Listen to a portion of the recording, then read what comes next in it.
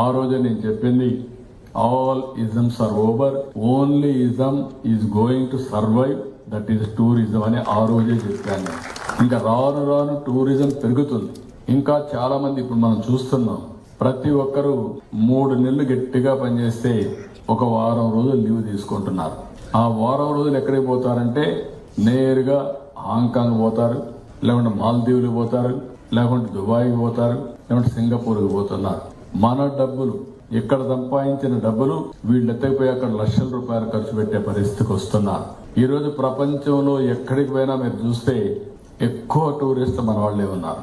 అదే సమయంలో ప్రపంచంలో ఎక్కడ చూసినా అన్నింటికంటే బ్రహ్మాండమైనటువంటి టూరిస్ట్ స్పాట్స్ మన దగ్గర ఉన్నాయి. ఒక హెరిటేజ్ టూరిజం కానీ, ఒక హిస్టారికల్ సంఘటనలు కానీ, కల్చర్ కానీ, లేకుంటే బ్యూటిఫుల్ ప్లేసెస్, వాటర్ కానీ, ఫారెస్ట్ కానీ అన్ని మన దగ్గర ఉన్నాయి.